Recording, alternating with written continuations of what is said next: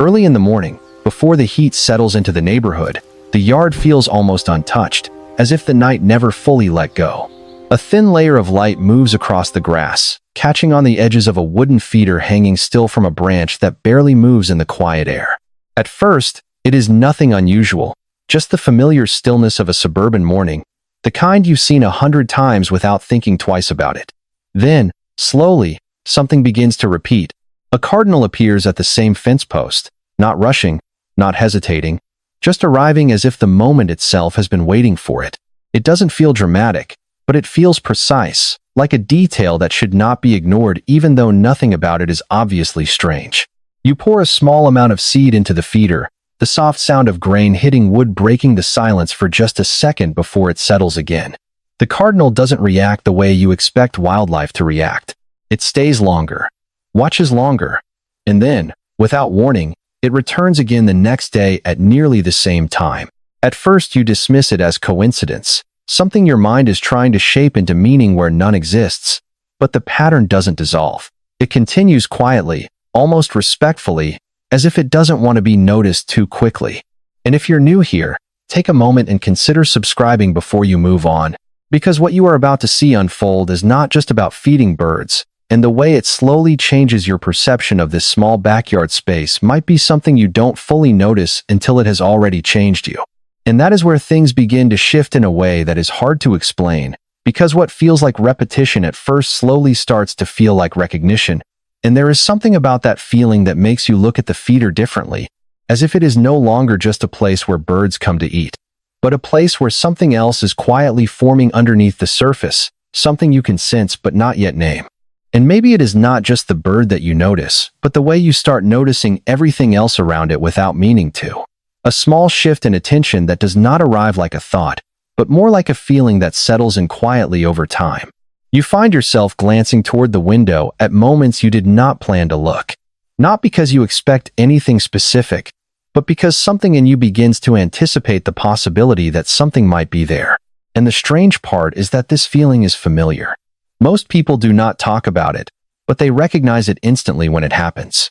That subtle awareness that grows when you start doing something small and repetitive every day, like placing food outside for birds without expecting anything in return.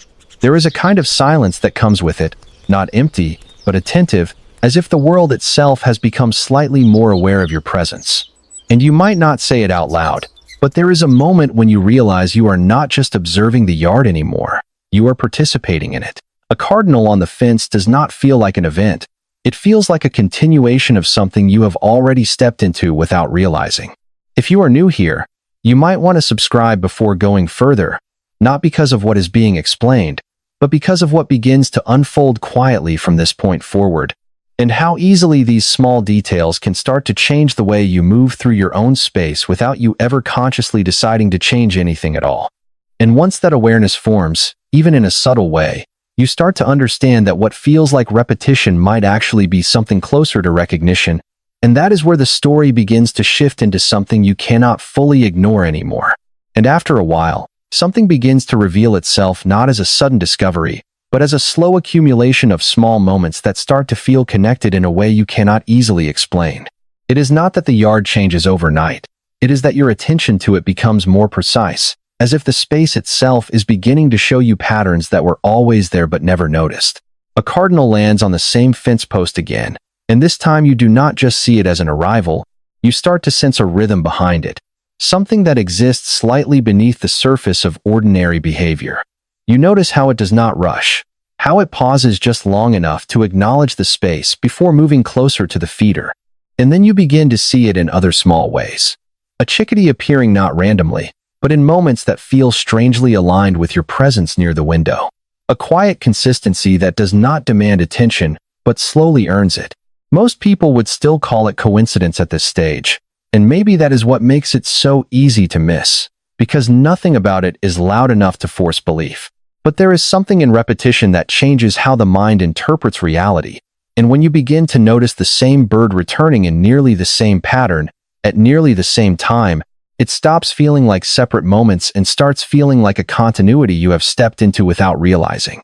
It is subtle, almost fragile, but once it forms, it is difficult to unsee. And in that space between observation and recognition, something begins to open that feels less like learning and more like remembering something you did not know you already understood. And at some point, the experience starts to feel less like imagination and more like something grounded in the way living systems actually behave, even if you never thought of it that way before. Because when you begin feeding birds every single day, you are not just placing food into an empty space. You are creating a predictable signal in a world that is constantly scanning for patterns. Ornithologists have long observed that many backyard birds, especially cardinals and chickadees, develop what is called routine-based memory. It is not memory in the human sense of thought or reflection, but a form of learned timing and association tied directly to survival. A feeder that appears at the same time each morning becomes part of that system, like a point on a map that gradually becomes reliable enough to return to without hesitation.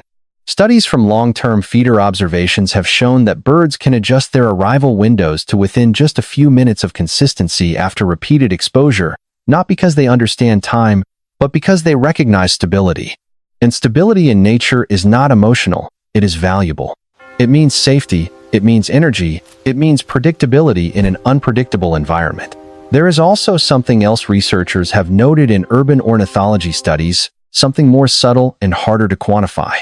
Birds begin to differentiate between locations not only by food availability, but by behavioral patterns of the humans who maintain them. The presence of a feeder is one signal, but the consistency of the human behind it becomes another. Over time, the yard is no longer just a feeding point, but part of a larger behavioral map that the birds navigate instinctively. And when you understand it this way, the feeling that something is changing is not just emotional interpretation, it is a reflection of a real ecological feedback loop forming in slow motion.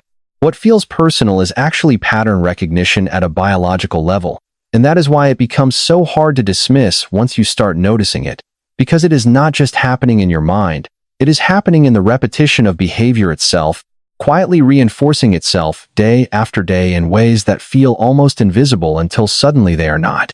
And slowly, without you really noticing when it began, the yard starts to feel less like a place you simply look at and more like a place you are quietly involved in. It is not a dramatic shift. Nothing changes shape or color in any obvious way, but your attention begins to return to it in small, almost unconscious moments. You find yourself pausing slightly longer at the window, not because you are expecting something specific, but because the absence of it now feels noticeable in a way it did not before. When the cardinal appears again on the fence post, it no longer feels like an isolated event. It feels like a continuation, as if the last moment never fully ended, it simply paused until now. You start to recognize tiny differences in behavior that you would have ignored before, the way the bird holds still for just a second before moving closer to the feeder. The way it does not immediately retreat when you shift near the window. Even the quiet spacing between its visits begins to feel structured, almost intentional in its repetition. And in these small details, something begins to form that is not quite observation and not quite relationship, but something in between that feels increasingly difficult to separate from your own daily rhythm.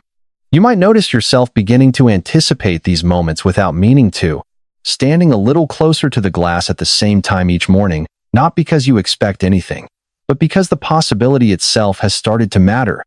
And that is where the connection becomes subtle in a way that is almost impossible to describe, because it does not announce itself, it simply integrates into your awareness, until one day you realize it has already been there for longer than you thought, quietly shaping how you experience the space outside your own door. And then, there is a point where the feeling no longer stays contained inside isolated moments. It starts to extend outward, as if the boundaries of what you thought this experience was begin to soften. It is no longer just the cardinal on the fence post, or the chickadee that arrives a little too precisely in its timing. It becomes the entire rhythm of the space itself that starts to feel subtly aligned with your presence. You open the door in the morning and there is already movement waiting in the distance, not rushing toward you, but not ignoring you either, as if your arrival has become part of a pattern that is already in motion before you step into it. The feeder swings slightly in the early air, seed shifting softly inside the wooden tray, and the birds do not behave like strangers reacting to sudden change. They behave more like participants who already understand the structure of the moment. And without realizing it, you begin to notice something even more unusual, the way the yard feels different on days when you are not as attentive. as if your awareness itself plays a role in how present these small encounters become. It is not something you can prove, not something you can measure, but it lingers in the timing, in the spacing, in the quiet intervals between arrivals. And that is when a deeper question starts to form, not loudly, not as a conclusion, but as a slow unfolding thought that you cannot easily set aside. It feels less like you are feeding birds in a yard, and more like you are part of a system of mutual recognition that has been building in the background all along, waiting for you to notice it. And once that thought appears, it does not leave easily, because it changes the way you interpret even the smallest movement outside your window, as if every return, every pause, every quiet moment is now part of something you are only beginning to understand. And somewhere along the way, the experience begins to settle into a quieter kind of understanding, one that does not arrive with certainty, but with a slow emotional weight that is harder to ignore the longer it stays with you. It is not that anything in the yard becomes unnatural. Everything still looks the same wooden feeder, the same fence line, the same soft movement of branches in the morning air, but your awareness of it becomes layered in a different way. You start to feel that what you are witnessing might be part of something larger than individual visits or isolated patterns, something that exists in the repetition itself rather than in any single moment. Many people believe that when animals begin to respond to human presence in consistent ways, it reflects more than just learned behavior. It reflects a kind of shared rhythm between two forms of awareness that occupy the same space differently. And even if you approach it purely through observation, there is something about the consistency that feels difficult to dismiss once you have seen it enough times. A cardinal returning to the same position at the same hour does not demand interpretation, but it invites it, quietly, almost respectfully, as if meaning is something that forms slowly between repetition and attention. And in that space between explanation and experience, you may find yourself pausing longer than before, not because you are searching for answers, but because the questions themselves begin to feel like part of the moment. Something about it feels difficult to ignore, not because it is loud or dramatic, but because it continues in such a steady, understated way that it begins to feel less like something happening to you and more like something happening with you. And eventually, there is a quietness that settles in, not in the yard itself, but in the way you experience it. The movements are still there, the cardinal still returns, the feeder still sways slightly in the morning air. But something in your internal response to it has softened into a slower rhythm.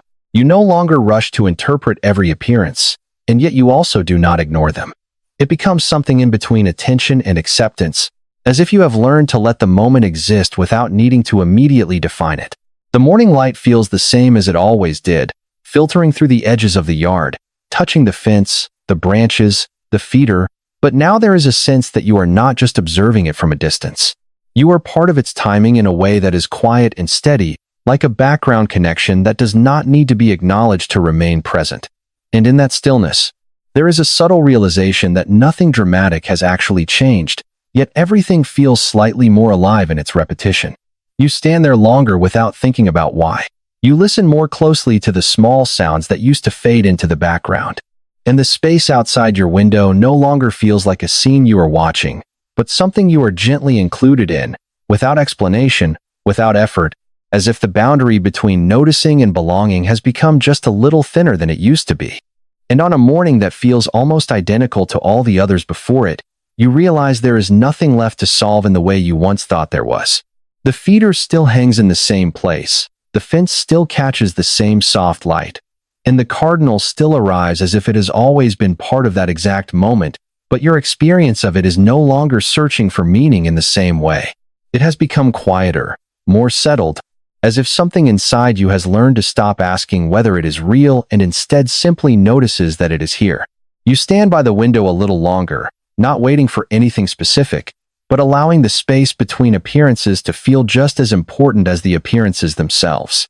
And when the birds come, they do not feel like messages anymore, and they do not feel like coincidence either.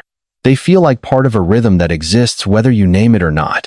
There is a kind of peace in that realization, not loud or dramatic, but steady, almost like acceptance forming in layers you did not consciously build. The yard does not change, but your relationship to it has quietly shifted into something that feels less like observation and more like participation in a living pattern that continues without needing explanation. And maybe that is what was changing all along. Not the birds, not the timing, but the way you began to see yourself inside the continuity of it. Thank you for staying with me until the very end of this story. If you enjoyed gentle, thought-provoking journeys like this one, be sure to subscribe before you leave. There are still countless things happening out there that most of us have never truly seen, not with our eyes, but through the way we choose to pay attention to the world around us. And perhaps, somewhere out there tonight, another quiet backyard is still moving to rhythms that no one has noticed yet. From this moment on, you may find yourself wondering whether everything you once called a coincidence was ever really just a coincidence, or whether it has always been part of something much larger, something that continues unfolding even after you've stopped looking.